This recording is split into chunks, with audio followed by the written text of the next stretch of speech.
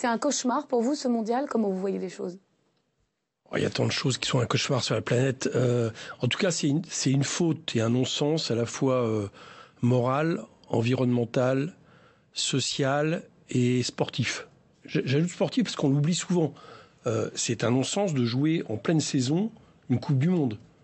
Ça explique aussi très certainement le nombre de blessés dans les équipes qui arrivent. Bon. Donc tout ça mis bout à bout, on se demande... alors maintenant, on le sait, parce que je disais moral, parce que manifestement... la France, d'après ce qu'on comprend, a joué un rôle, puisqu'il y a une enquête actuellement du parquet financier sur l'attribution de cette... et pas un rôle très propre. Voilà. Bon, donc, pour l'instant, il y a une enquête qui est ouverte et plusieurs articles de presse. Choisir autre chose. Moi, je suis d'accord. Le boycott sportif, de toute façon, on savait que c'était impossible. Par contre, le minimum qu'on... Mais quand Emmanuel Macron dit, au fond, cette décision, elle a été prise maintenant il y a plus de 10 ans, il faut avancer. Est-ce qu'il n'a pas raison de dire maintenant on arrête de politiser ce mondial, il est là? Ça c'est hypocrite. Tout est preuve de ce type au niveau international depuis très longtemps, même avant 1936, les Jeux de Berlin, mais je pourrais le citer, est politique, on le sait bien.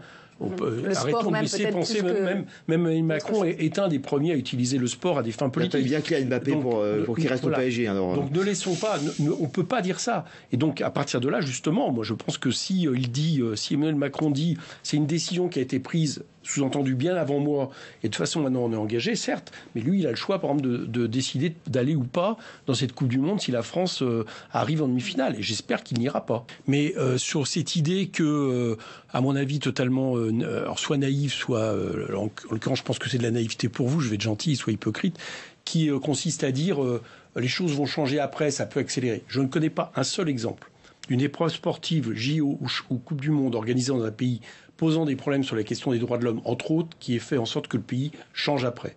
Pas plus la Chine de 2008, pas plus l'Allemagne de 1936, pas plus, par exemple, la Coupe du Monde au Mexique en 1970. Pour rappeler aussi la Russie de Poutine. Hein.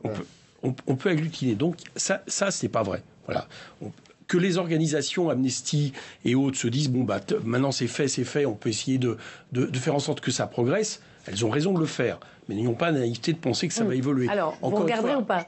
Attendez, si vous voulez, parce que tout à l'heure j'ai entendu beaucoup de fonds. Je prenais des exemples concrets. Oui, mais je vous prends des exemples. La kafala, l'instauration d'un salaire minimum. Vous pouvez banier ça. Deuxièmement, je crois. Non, c'est des avancées qu'on permet. Je le nie parce que pour l'instant c'est appliqué. Il n'y a pas de loi d'application. Une fois que tous les ce n'est qu'à hauteur de 2% apparemment des gens concernés, et on va voir ce qui se passe. Je vous ai dit, ça ne va pas assez loin. Donc voilà, je le nie. Que les choses n'ont pas bougé. Vous n'êtes pas d'accord sur ce point-là? Je le nie en termes d'homophobie d'État. Je le nie en termes des pratiques, et d'ailleurs des pratiques qui continuent à être bizarres. Il suffit de regarder du côté du Paris Saint-Germain, manifestement. D'espionnage et autres qui peuvent être faites pour essayer d'obtenir les JO. Bon. Deuxièmement, je ne crois pas que ça soit juste les instances sportives, vu l'ampleur et l'importance maintenant d'épreuves de ce type, qui sont décisionnaires. Et là encore, je reviens à ce qui est en train de se passer, les enquêtes pour corruption passive, quand même. Et on va en parler voilà. juste après.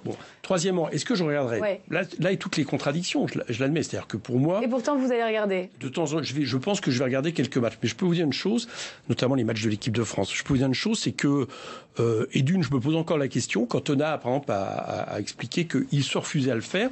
Et deux, contrairement à ce qui peut se passer sur tout le monde, je suis incapable de vous donner aujourd'hui le calendrier de l'épreuve et de vous donner les rendez-vous. Parce que ça peut pas être une fête. Voilà. C'est peut-être des matchs qu'on peut regarder parce que moi j'admets le fait que j'adore le foot et que de pas voir Benzema, Mbappé, ça m'embêterait profondément, mais ça ne peut pas être une fête cette Coupe du Monde. Mais je reviens juste sur l'hypocrisie parce que on sait bien, par exemple, une des questions aujourd'hui fondamentales, au-delà, c'est les réserves de gaz naturel liquéfié que le Qatar a, qui sont les plus importantes au monde. Total vient de signer un contrat extrêmement important.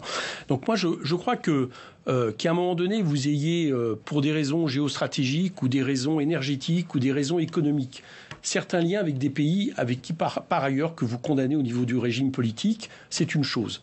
D'accord ? C'est une chose. Par exemple, actuellement, il y a la question de la diversification de l'origine du gaz. Bon. Mais c'est une autre de participer au fait de ripolliner le pays, c'est-à-dire de lui donner une stature et une image que donne la Coupe du Monde et de contribuer à ça.